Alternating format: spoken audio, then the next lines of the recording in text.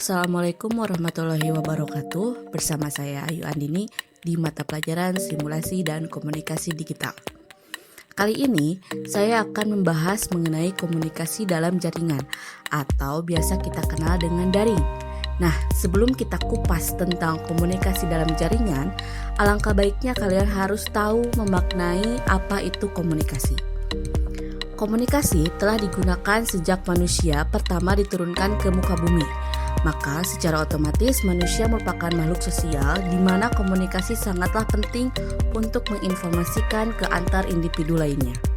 Adapun makna komunikasi menurut para ahli, komunikasi adalah proses pemindahan pengertian dalam bentuk gagasan informasi dari seseorang ke orang lain.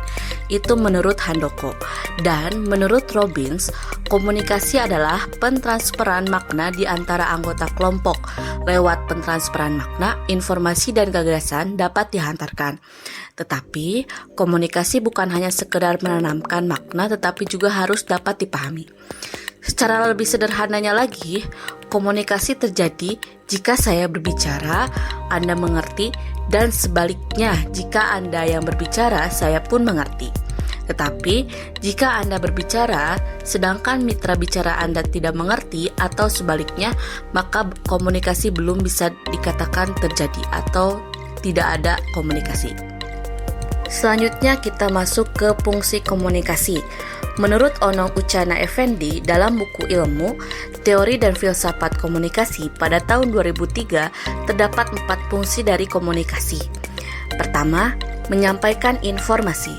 Komunikasi memungkinkan manusia menyampaikan informasi, misalnya ilmu pengetahuan yang disampaikan lewat buku, berita yang disampaikan lewat televisi, hingga informasi pribadi yang disampaikan lewat media sosial. Yang kedua, mendidik. Manusia tumbuh menjadi pribadi yang baik karena didikan yang disampaikan lewat komunikasi. Maka dari itu, jika dalam keluarganya atau ruang lingkup keluarganya dididik berkomunikasi sangat baik, otomatis orang tersebut akan tumbuh menjadi pribadi yang sangat baik dalam berkomunikasi. Kemudian yang ketiga, yaitu menghibur. Komunikasi dapat menjadi alat untuk menghibur seseorang. Misalnya, penyampaian rasa simpati ketika seseorang bersedih, buku motivasi yang menghibur, acara televisi yang menyenangkan, juga musik dengan lirik penyemangat, semua merupakan bentuk komunikasi. Yang terakhir, memengaruhi. Komunikasi dapat memengaruhi tindakan dan pemikiran seseorang, sehingga lahirlah peribahasa tak kenal maka tak sayang. Selanjutnya saya akan membahas tentang jenis komunikasi. Kita mengenal 2 jenis atau kategori komunikasi. Yang pertama, komunikasi lisan atau verbal, yaitu komunikasi menggunakan kata-kata, baik hal itu diucapkan maupun ditulis. Kemudian, yang kedua yaitu komunikasi nirkata atau non-verbal, yaitu komunikasi menggunakan bahasa tubuh, bahasa gerak, atau gerak isyarat gestur atau gambar. Kemampuan seseorang berkomunikasi diukur dari seberapa akurat informasi atau pesan yang dikirim oleh komunikator, pengirim informasi, dapat diterima oleh komunikan atau penerima informasi. Begitupun sebaliknya. Mengasah dan mengembangkan kemahiran berkomunikasi dalam kehidupan keseharian adalah penting karena dapat membantu keseluruhan aspek kehidupan kita, baik dalam kehidupan sosial maupun kehidupan profesional. Contoh sederhananya aja, ketika kalian melamar pekerjaan, saat itu Anda sudah harus menunjukkan kemahiran Anda berkomunikasi, mulai dari berbicara secara jelas, akurat, tegas, tetapi tetap menjaga sopan santun, menatap mata pewawancara. Satu hal lagi, latih dan biasakan menyimak dengan cermat, tidak sekedar mendengarkan dan menjawab pertanyaan secara cekatan dan cerdas. Tidak tergesa-gesa atau terburu-buru. Pikirkan terlebih dahulu sebelum Anda mengatakan. Hal-hal itulah yang biasanya dituntut pemberi kerja dari seorang pencari kerja. Nah, sekarang kita masuk ke pengertian komunikasi dalam jaringan. Komunikasi daring adalah cara berkomunikasi di mana penyampaian dan penerimaan pesan dilakukan dengan atau melalui jaringan internet. Komunikasi yang terjadi di dunia semu tersebut lazim disebut komunikasi di dunia maya atau cyberspace. Perkembangan pertama komunikasi daring dimulai pada tahun 1960-an ketika peneliti Amerika mengembangkan protokol yang memungkinkan mengirim dan menerima informasi atau pesan melalui komputer. Protokol tersebut dinamakan ARPANET yang diluncurkan pada tahun 1969. Sedangkan latar belakang komunikasi daring dalam pembelajaran dan penelitian dapat dibagi menjadi dua periode yang berbeda, ditandai oleh pengenalan komputer sebagai media pendidikan pada tahun 1980-an dan munculnya World Wide Web pada pertengahan 1990-an.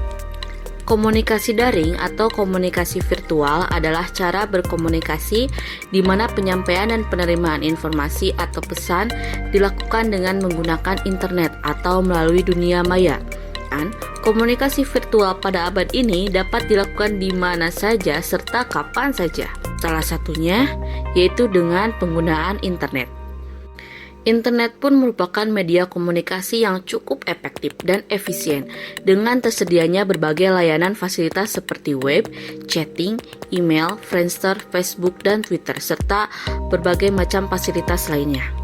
Dengan demikian, fasilitas yang ditawarkan dalam dunia maya untuk melakukan komunikasi dan keberadaannya semakin membuat manusia tergantung pada teknologi. Dengan dibuktikannya penjualan ponsel dengan harga murah dan tawaran kelengkapan fasilitas untuk mengakses internet dengan biaya yang sangat murah. Selanjutnya tentang keunggulan dan kelemahan komunikasi daring. Komunikasi daring memiliki beberapa keunggulan jika dibandingkan dengan komunikasi konvensional. Antara lain, dapat dilakukan kapan saja dan di mana saja. Tentu betul, kita sudah merasakannya bahwa dengan komunikasi daring, setiap pengguna dapat melakukan komunikasi di mana saja dan kapan saja dengan syarat terkoneksi dengan jaringan internet dan memiliki sarana yang mencukupi. Kemudian, efisiensi biaya dan waktu. Berbeda dengan komunikasi konvensional, komunikasi daring tidak memerlukan pihak yang berkomunikasi untuk bertemu tatap muka, sehingga dapat menghemat biaya transportasi. Sedangkan, komunikasi dapat dilakukan dengan cepat tanpa harus membuang waktu dengan melakukan perjalanan. Dan komunikasi pun dapat disampaikan pada saat itu juga dalam hitungan detik walaupun kedua pihak yang berkomunikasi saling berjauhan. Terintegrasi dengan layanan TIK. Sambil melakukan komunikasi, Anda dapat memanfaatkan layanan TIK, contohnya layanan yang dapat digunakan seperti berbagi layar, presentasi, dan dokumen. Meningkatkan intensitas berkomunikasi. Komunikasi daring mendorong orang yang biasanya diam di dunia nyata menjadi aktif saat berkomunikasi di dunia maya. Mungkin kalian pernah lihat teman kalian yang kalau di kelas misalkan diam saja, tetapi ketika dia sudah dengan gadget, mungkin dia akan terlihat seperti layaknya sangat aktif ketika berdunia maya. Lalu meningkatkan partisipasi. Dengan terbukanya jalur komunikasi, akan semakin banyak orang yang dapat berpartisipasi dalam diskusi. Selanjutnya, kelemahan dari komunikasi daring yang pertama, tidak mewakili emosi pengguna. Di antaranya, intonasi bicara mungkin saja berbeda dari apa yang diketikkan dengan apa yang kita rasakan. Raut muka, gerakan tubuh merupakan hal yang relatif sulit untuk dipahami melalui komunikasi daring. Selanjutnya, memerlukan perangkat khusus. Dalam pelaksanaannya, komunikasi daring memerlukan adanya hardware dan software. Yang terakhir, terlalu banyak informasi yang tidak penting. Dalam komunikasi daring, seringkali informasi yang didapat menjadi terlalu banyak sehingga membuat bingung si penerima. Nah, untuk kalian ketahui, podcast kali ini dibagi menjadi dua sesi. Yang sesi sekarang mengenai tentang komunikasi daring sinkron dan sesi selanjutnya tentang komunikasi asinkron. Jenis komunikasi daring dibagi menjadi dua. Yang pertama yaitu komunikasi daring sinkron atau serempak. Komunikasi daring serempak atau komunikasi daring sinkron adalah komunikasi menggunakan komputer sebagai media yang terjadi secara serempak, waktunya nyata atau real time. Contoh komunikasi sinkron antara lain adalah text chat dan video chat. Text chat adalah sebuah fitur perangkat lunak atau program dalam jaringan internet untuk berkomunikasi dan bersosialisasi langsung secara pemakai internet yang sedang daring atau yang sama-sama sedang menggunakan internet. Komunikasi teks dapat mengirim pesan dengan teks kepada orang lain yang sedang daring.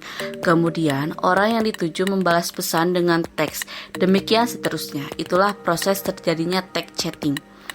Kemudian ada video chat. Video chat merupakan teknologi untuk melakukan interaksi audio dan video secara real time antara pengguna di lokasi yang berbeda.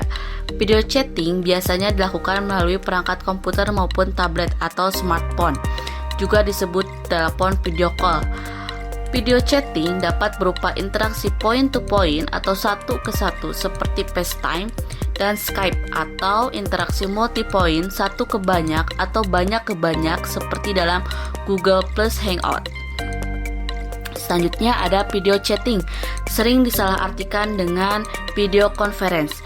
Video chatting merujuk pada komunikasi video di antara dua individu point to point, sedangkan video conference mengacu pada komunikasi video di antara tiga pihak atau lebih multi-point.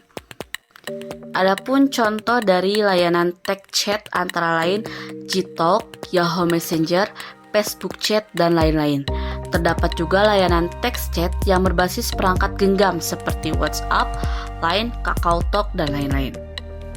Sedangkan untuk video chat, contoh layanannya yaitu Facebook Video Call, Skype, Google Plus Hangout, FaceTime, dan lain-lain. Sedangkan untuk video conference antara lain Skype, Google Plus Hangout, Big Blue Button, Cisco WebEx, dan lain-lain. Nah, untuk komunikasi daring sekarang kita akan mempraktekkan menggunakan Google Plus Hangout. Maka dari itu, kita akan menggunakan fasilitas yang disediakan oleh Google Plus. Otomatis kalian harus mempunyai Gmail terlebih dahulu. Google Plus Hangout adalah fitur layanan video chat gratis dari Google yang memungkinkan obrolan 1-lawan-1 dan obrolan grup hingga 10 orang pada waktu bersamaan. Google Plus Hangout lebih memfokuskan pada video chatting antar kelompok, bukan satu ke satu, dan memiliki teknologi yang dapat mengubah fokus layar pada orang yang sedang berbicara. Terdapat beberapa hal yang harus diperhatikan dalam pelaksanaan komunikasi sinkron agar tidak terjadi kesalahpahaman. Beberapa contoh tata krama dalam komunikasi sinkron antara lain sebagai berikut. Pertama, gunakanlah nama asli dan lokasi Anda. Dalam video conference, kita akan diminta untuk memasukkan nama pengguna dengan menggunakan nama asli dan lokasi Anda. Jangan sampai kalian menggunakan nama panggilan yang tidak sama dengan nama asli Anda. Hal ini akan memudahkan pengguna lain untuk mengetahui siapa yang sedang berbicara. Sebelum dimulai, cek perlengkapan audio Anda. Pastikan semua peserta dapat mendengar suara Anda. Jika Anda sedang menggunakan mikrofon, carilah lingkungan yang tenang. Jangan sampai ada suara di sekitar Anda mengganggu jalan konferensi. Jangan lupa menonaktifkan mikrofon Anda jika sedang tidak digunakan. Saat Anda dipersilahkan berbicara, teruslah berbicara. Jangan berhenti untuk bertanya seperti kedengaran tidak atau semacamnya. Jika terdapat masalah teknis, peserta lain akan menginformasikannya. Fokus pada diskusi, jangan melakukan aktivitas lain ketika sedang melaksanakan video conference. Sekian pembahasan mengenai komunikasi dalam jaringan tentang sinkron. Pastikan juga kalian tetap menjambung sesi podcast selanjutnya tentang komunikasi daring asinkron. Terima kasih. Wabillahi taufiq wal hidayah. Wassalamualaikum warahmatullahi wabarakatuh.